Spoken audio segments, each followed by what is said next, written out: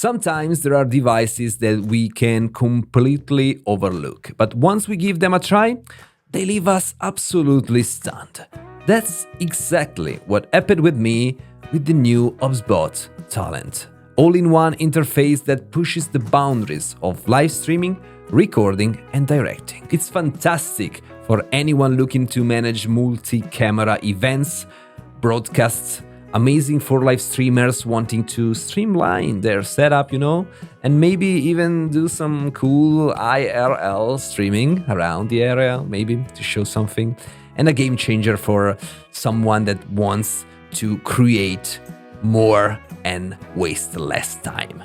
Hey, it's me, Luca, and today I've got with me the OBSBOT Talent. Big thanks to OBSBOT for sending this over for my Italian channel. So if you're wondering, no, they're not sending for this channel, but I'm making a review in English anyway. I want to be completely transparent for the Italian channel. There was no exchange of money and there was no input from them. So no input, no money, just my personal opinion on this device. Let's go. We have two HDMI inputs where you can connect cameras like mirrorless that have an HDMI out, OBSBOT products like this one, like the Tail which is connected right now in this moment. You've got two USB inputs for external webcams, SSD, capture cards, and much more. And the coolest part, you're not limited to OBSBOT products. For example, I've connected this facecam from Elgato that I've reviewed in this channel 2 videos ago. So it's cool to have the chance to plug a USB port on the side or the USB-C port on the bottom to have more and more video inputs. That's amazing. We have also a mic or line-in input, an headphone output, and on the bottom, a power connection, an SD card slot reader for internal recording, and the Ethernet port. You can also use a Wi-Fi connection, of course. On the back, you can power it with 2 NPF batteries, which you'll need to buy separately. And it's pretty efficient as well. I've managed to run it over for like 2 hours and 15 minutes with 2 NPF 550 batteries while recording and testing in live stream. It comes with basically every adapter in the world you can think of, plus a sunshade, I think. No, I don't think is the name. It basically is like a snapback for this. You can put it on. I'll put some B-rolls over it just to let you know. Let me know the name. I don't know the name. My first impression of the screen was excellent. It's a very capable and responsive touch display. A simple tap switches between cameras and can activate or deactivate integrated or custom graphics and animation, all in real time. The screen has a resolution of 180p with a 6-inch monitor, which is a nice size, to be honest. It weighs around 500 grams, not the lightest, but considering that it also has a fan on the back, you can hear, it's pretty loud, honestly. The weight is okay. Not bad. It's fine if you want to rig it up, let's say on a mantis pod or a tripod. You can put this on the side with a webcam or a camera on the center, and you can use it like this. Of course, it powers webcam, so you can basically put like a webcam on the top, have the screen here or have the screen on the top, and use it for IRL live streaming. So not bad. It's not light for like a long period of time, but it's light enough, to be honest. So you can drop it with sometimes just leave it on a table and record yourself. I don't know, something, I don't know, be creative. The entire system runs on Android, and you'll see just how responsive it is when we set up an hypothetical scene. Once you power the device, you can of course configure everything like video sources, cameras, webcams, and even wireless devices that use NDI. This means that if you have a camera that supports NDI, like the OBSBOT Tail here, you can connect it to the same network as the OBSBOT Talent, of course.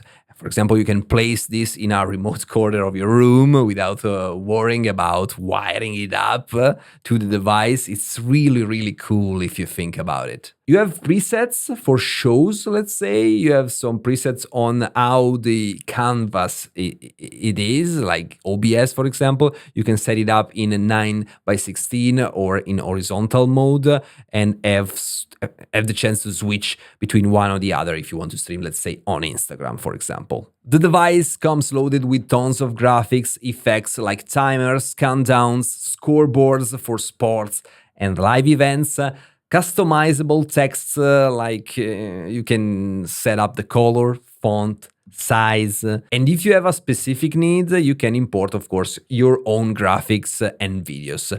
I saw that it supports MP4 and MOV for sure, MOV, I think. In Italy, we say MOV, like MOV anyway.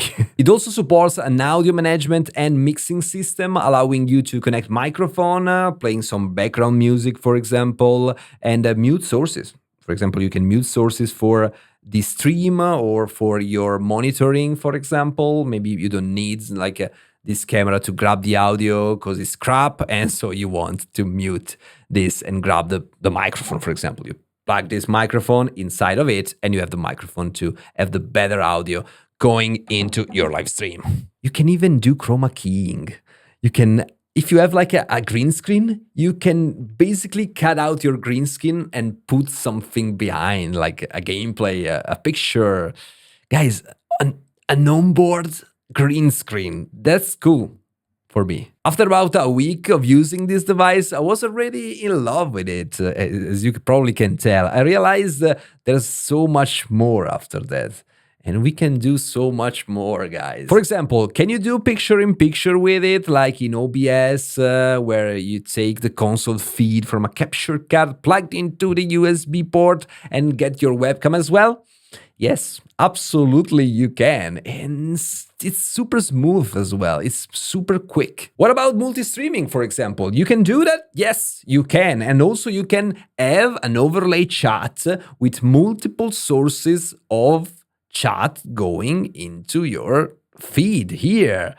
For example, I've tested this on both YouTube and Twitch in the same time on some like weird account, and it was working. I don't think Twitch allows this, at least as far as I know, but who knows?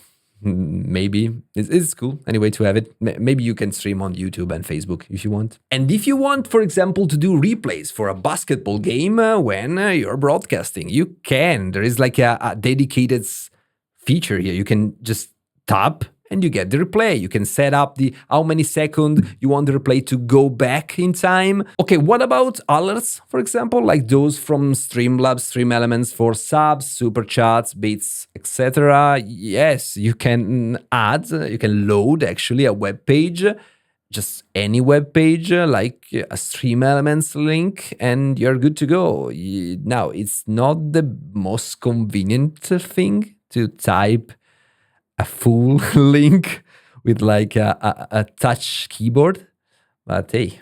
Okay, cool, Luca, it's amazing, as you say in Italy, it's very, very cool, but how about the cost of this? It's about $1,000.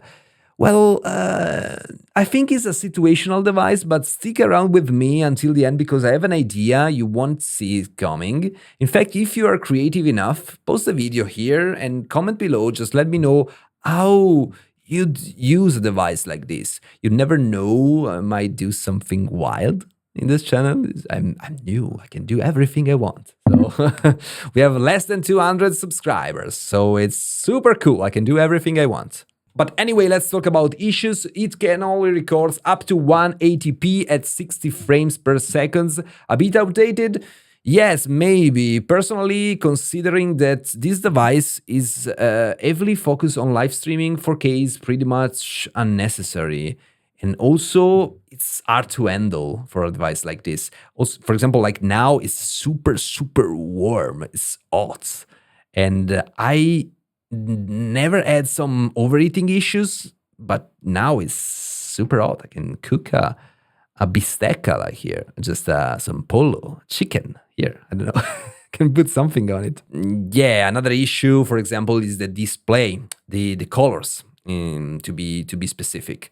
What you see isn't exactly what you record. So you see like a very saturated image and you record a less saturated image, so you don't know how to set the camera up sometimes.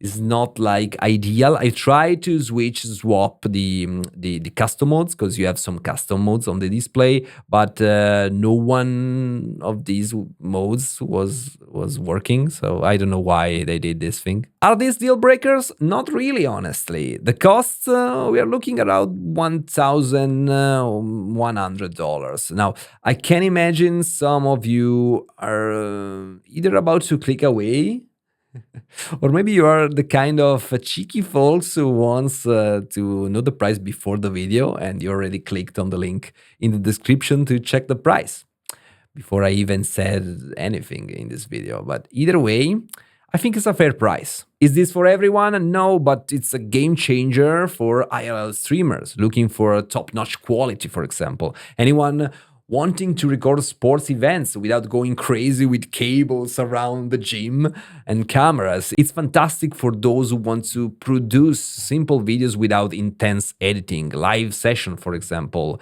live lessons, or YouTubers who wants to speak to an audience that doesn't need flashy editing, but does need solid direction throughout the video. I'm thinking of transferring this OBSBOT talent from my studio to my living room. I want to set it up so I can capture both like the TV with a console and a remote camera without cables, and stream directly from my couch, let's say, in the most laid back way possible.